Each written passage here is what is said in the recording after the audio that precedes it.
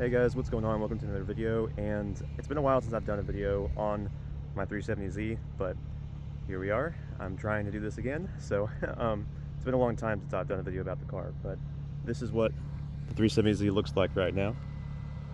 If you guys don't know, if you haven't seen the videos, this is not a real Nismo. It's a Nismo bumper that's custom paint matched to match the paint of the vehicle. And then I assembled it, put it all together. As you can tell, there are carbon fiber DRL deletes from Z1 Motorsports, and there's also this piece down here as well that they also offer. So I made a video with that bumper, putting it on the car, installing it, putting it together and everything.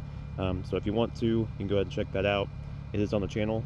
But I decided to keep the car on, that way I could walk around and kind of have you guys listen to the exhaust at idle. I'm not going to rev it, but I wanted you guys to hear what it sounds like if you haven't already. So we're going to walk around here.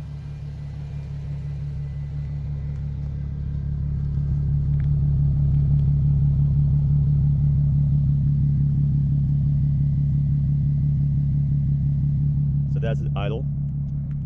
So it does get much louder. I have the Nameless Performance Axle back exhaust on the car. So it's basically just like a muffler delete, but it has mufflers on it. So it's just the 3-foot piece right there on the back of the car. If you're wondering as far as lighting goes on the car, I have Morimoto taillights, headlights, and side markers. As far as performance mods on this car, I'm just gonna pop the hood here and show you. It's a little easier that way. Also, mileage check, 76,559. I bought this car at 15,000 miles just over 3 years ago, so definitely putting the miles on it.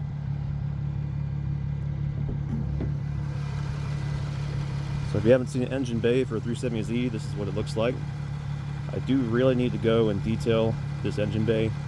If you guys don't know, I do own a car detailing business, but I haven't done the engine bay of this vehicle, and it seems like that should be the first thing I do, right? But I just haven't gotten around to it.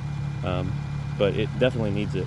A long time ago, when I first bought the car, I was driving down some dirt roads and all that dust came in there and coated everything, so I really need to go in there and do it. But I have the Z1 cold air intakes, so they go up from the throttle bodies there all the way down to the front bumper here on either side. I have the oil catch cans on either side, the dual catch can kit. That way it'll help with the longevity of the motor. And then just some little things like Z1 there, Z1 there, little things like that. It is tuned by Z1 Motorsports. Not a lot of people say that that's a good tune, but for me it has been. I haven't had any issues with it. A lot of people go through admin tuning or other people, but honestly, Z1 Motorsports definitely was the person that I went through, and it helped a lot with the car's throttle response. And I have a burble tune on it too, so that's pretty cool. But I just washed the car, so it's looking all nice. I went ahead and wiped it down and everything too.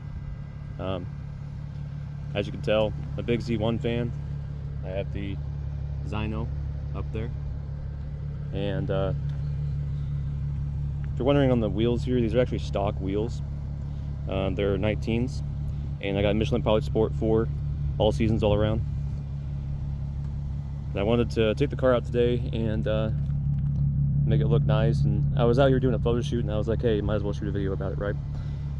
I have a 15% tint all around, and also the brakes are not the normal brakes. So this car came with red calipers when I first bought it. It is the Sport Tech version, and I had some issues with my brakes, so I had the whole system replaced. So I had new rotors, new pads, new brake fluid, new calipers as well. And I think the gray actually matches the vehicle more, especially with the Morimoto headlights and taillights. But a lot of people, when they see this car, they think it's a Nismo, but Nismos never came in this color. They came in a very light silver, and black and white. I believe those were the only 3 colors. Well, there's also red, so I think there's 4 colors that it came in, but it did not come in this gun metallic color. So I love these headlights. They're awesome. They're sequential and very bright. So when I use the turn signals, it goes up like that. And I'll go ahead and show you here in a second. Basically, this video is about the car. As you can tell, I wasn't too sure where this video was going to go, but I'll show you here what they look like.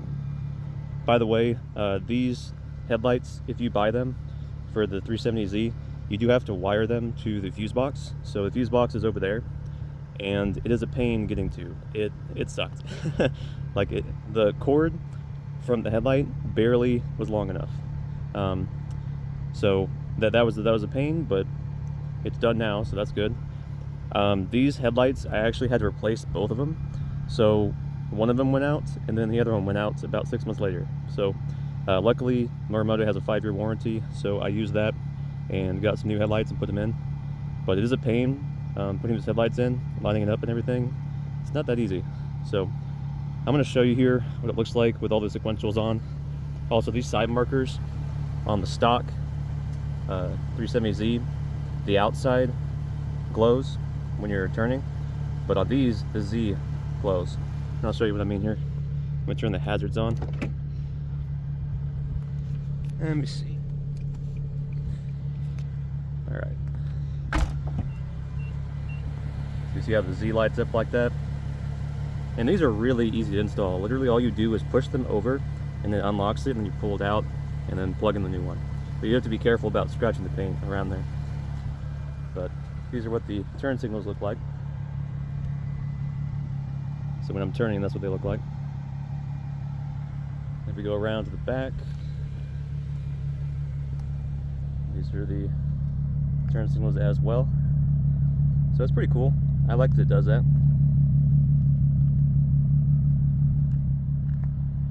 But I'm glad that I got this Sport Tech version because I really love the speakers in this car. They're really good speakers.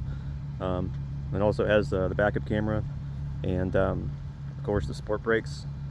So definitely a good investment, and I plan on keeping it for quite a long time. So it's definitely one of my dream cars for sure. I honestly wouldn't trade it for anything else. Unless I had to, of course, you know. But if I had the choice, I definitely don't want to get rid of this car. I love it, absolutely love it. I am kind of mad that I didn't get PPF done on the front bumper, but this front bumper was insanely expensive because it was painted and then shipped. And because of the convenience factor, I was probably upcharged quite a bit. So this bumper ran me about $1,800, which I know is overpriced. I know it is. I could have gotten it done a lot cheaper, but I just wanted the convenience of it because I had no way to transport a bumper in this car. You know, I can't really fit it in this car. So yeah, basically this is what everything looks like here. The reason I bring the PPF up is because I have a chip right here and I hate it. It's one of a few, but I just hate that I'm getting this bumper chipped up. But that's pretty much inevitable. It's going to happen at some point. But yeah, I decided to take the car out today, give it a nice wash. On the drive here, I did run through a couple puddles, so it's not entirely perfect. There are some areas that need to be wiped down again, but I figured you guys probably couldn't even see them on camera, so I wasn't too worried about it. But yeah, I need new brake pads on this car because the brake pads are squeaking a lot. I actually burnt them up pretty quickly, kind of getting on the car a little bit. So I do need new brake pads, so I will hopefully be getting that done in the next week or so. It is a pain to do them on this vehicle. If you guys have ever changed brake pads on this vehicle, you'll know what I mean. I struggled when I did it, so it's definitely not something that comes easy to me. I'm very good with other types of modifications to the vehicle, like other assembly and disassembly things, but not so much on the brakes. Not too well versed in that. But I do my own oil changes on this vehicle, so there's that. I'm actually due for another one here in probably a couple more thousand miles. I have been driving it quite a bit because after I crossed, I think, probably 65,000 or 70,000 in this car, at that point, I just really didn't care about the miles that much. I used to care about the miles so much that I would drive a second vehicle that I used to have. I would drive that instead of this, but now this is my only vehicle. That's all I can do is drive this. This vehicle, even with pretty good tires on it right now with the Michelin Pilot Sport all seasons, I know they're not winter tires, but they're not great in the snow at all. So getting traction in the snow in this vehicle is absolutely horrible. So I would not recommend driving in the winter, but obviously, as you can tell from my surroundings, we just had another snowfall, and it definitely was a pain to get around. But obviously, you know, you have to get to work, you have to get places, so I made it work, but I basically had to roll through every stoplight because this car, if you come to a complete stop, sometimes you absolutely have to because you have no choice, but if you come to a complete stop, even on like half an inch of snow, you just start sliding everywhere and it's really hard to get traction. So I know that I could have probably gone with different tires, but these are the tires I really like, the Michelin Pilot Sport all seasons, and I don't really have a lot of money to be buying a specific set of winter tires for this vehicle, so that's just what I run all year round. But yeah, this is pretty much just kind of like a quick overview of the vehicle, I guess. I don't think I did a walk around with the new bumper, but I might have in another video. I'm not too sure. But this is what that video is basically, just a brief walk around. Also, I do have, if you're wondering on the wheel setup, I do have 20mm spacers, I believe, all around. It's been a while since I've purchased them and had them installed, so I think they're 20mm, but if I'm wrong, refer back to one of my previous videos I did, because I did do a video about it. Not too sure when it was, but it's on the channel somewhere. But yeah, this is pretty much just what my car looks like right now. So as far as future plans go for this vehicle, I don't really have any at the moment. I'm currently just trying to, you know, pay my bills and pay my rent and everything, so I don't really have a lot of money to throw at the car. But at some point, something else will be done. I just don't know what it will be at this point. But hopefully you guys will like today's video. I really wanted to do a video with the car because I really haven't done one in such a long time, and I figured since I was out here, you know, shooting photos of the car, might as well shoot a video too. But if you want me to shoot more videos about the vehicle, or if you have any questions about it, let me know. There is one mod that is inside the vehicle, but it's just a push to start button, which is the GTR start button and the Nismo red ring, which isn't really much of a mod, but it looks really nice. So that's the only thing that's done on the inside.